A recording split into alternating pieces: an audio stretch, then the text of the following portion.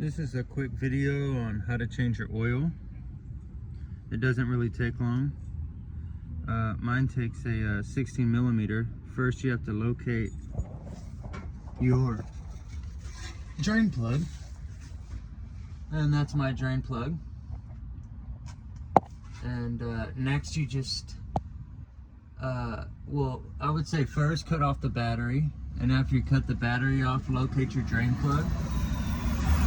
Find out what size it is. After that, locate your oil filter. That's my oil filter. And that's about it. I'll get right back to you. Okay, this one was pretty simple. Usually you have to hammer on them.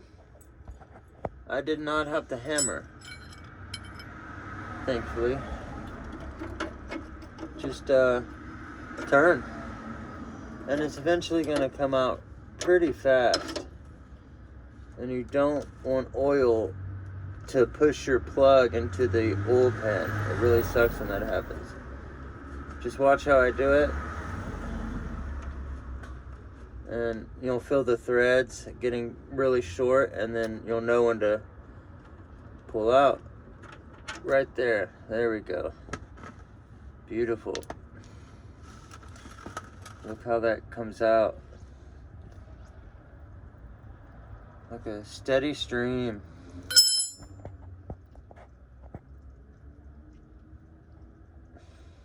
And then next we're gonna pull our oil filter, which is right here.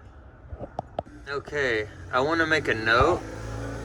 Before you pull your oil filter, you're gonna wanna make sure your drain plug is done draining so you can put your oil pan underneath the oil filter, or you're gonna make a really big mess. Or just put something down on the ground where your oil filter is gonna come off, because it's gonna be filled with oil. This is a really easy job, by the way. You don't have to be a mechanic or anything. Like, literally a 12-year-old, this is something a 12-year-old could do. There's no reason to have to pay anyone to change your oil. It's so easy. Matter of fact, you can usually pull these off by hand. I usually just use my grip. If you don't have like grip or anything, just use a wrench or a filter wrench or filter pliers. Okay, for my situation, I used motor flush because I drive a car from 1996, a van. And this is really good. It's got diesel fuel in it and stuff that breaks down the oil. Diesel fuel, kerosene, distillates, petroleum, what have you. And so I drained it overnight so I could get everything out. And this is my oil filter.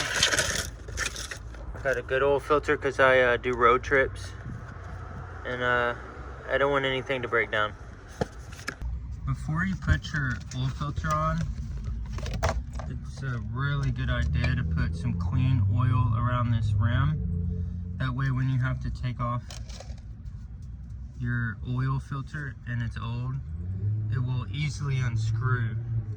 Otherwise it's going to be like it's a brake pad or something, you know. It won't unscrew really easy at all if you don't put oil. Again, before you put your oil filter on this rubber ring, put new oil. Don't put old oil. Put new oil, because old oil will just, it gets a little gummy and it could just make it stick and make it really hard to unscrew. That's it. Okay, now that I got our oil filter good and oiled up, let's put it on. You can see the oil is on there. That's how you want to do it. Just put a little oil in the lid from your new oil and put it on the rim of your new filter, the rubber. Okay, so locate where your oil filter goes. You'll probably remember because you took it off. And just slide it similar to the way you took it off without getting it dirty at all, really. If you do get it dirty, remove the dirt from it because you don't want any complications later down the road. And then to screw it on, because you don't want to cross thread it, try to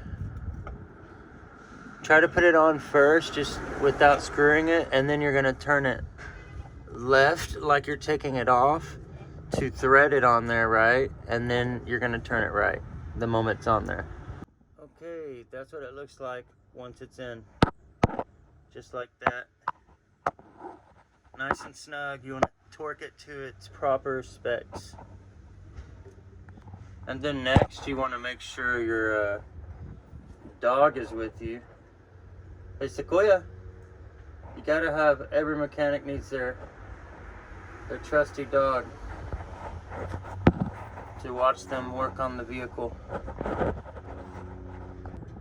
Okay, make sure your once you get your bolt in, don't thread it. Again, when you put a new bolt in, turn it left first and then turn it right. It kind of helps the threads find each other. And then snug it really tight, but not too tight. You don't want to crack your pan. And then, yeah. Okay, now it's time to add the fluids. Really simple to do. You just locate your vehicle's inlet for your oil. Usually has a cap on it, but the cap fell off mine. This is the remnants of the cap. It'll have like an oil signal on it, an oil symbol.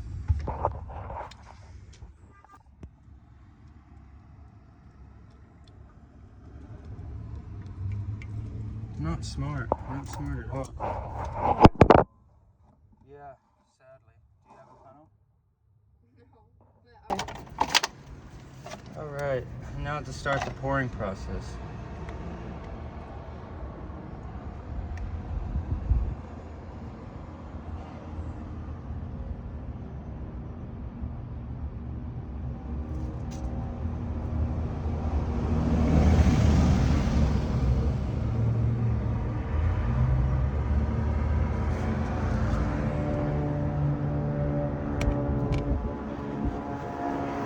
And because I forgot to prime the oil filter, all you have to do is just add an extra quart.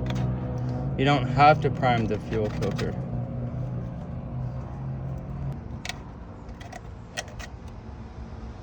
Looks cool.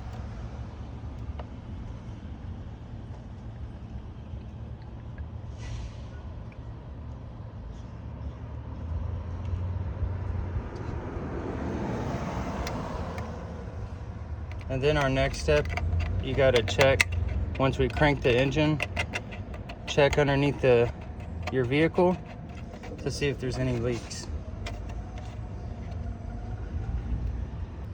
And we're just gonna give it some time to let that drain. Next, we're just gonna make sure that what you do after you're done adding your fluids, make sure everything's tight. Make sure your oil cap is tight. Check your oil. If you didn't add oil to the oil filter, then your dipstick should read a little over, which this one definitely does. The reason why is because it's not going to really get, it takes time for the oil filter to get soaked with the oil. So we have to account for that. And just clean things off a little bit on your engine bay, make sure it's clean. And next we're going to crank it up.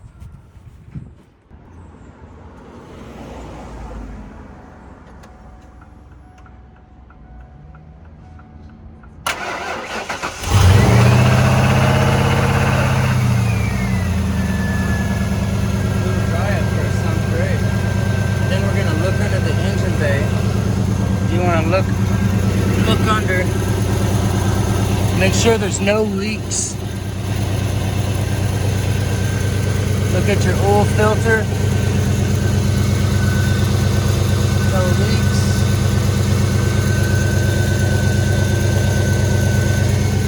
Looks great. What you think, Sequoia? Looks good. And then next, you really want to recycle your oil. Be really careful not to spill anything on the ground. And I'm probably gonna get someone to hold this. And let's see if we make a mess. Take it slow. Very slow. Ugh, it's on my finger already. It's a sludge. Also, I used that cleaner, so it got the engine really clean. It's dripping.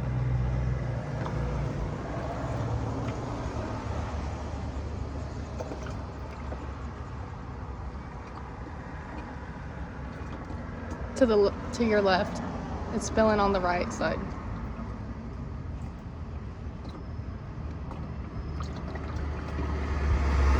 That's right. Perfect.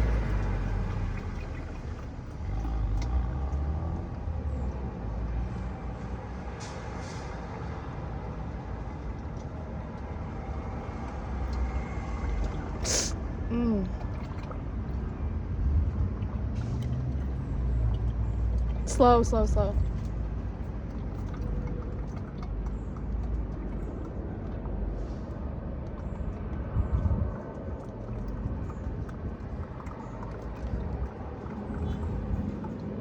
Yeah, that's fucking it up. Yeah. Ugh.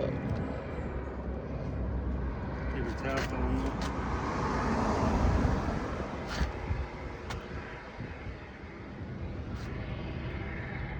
Yeah, this It probably won't all the fit best either. board.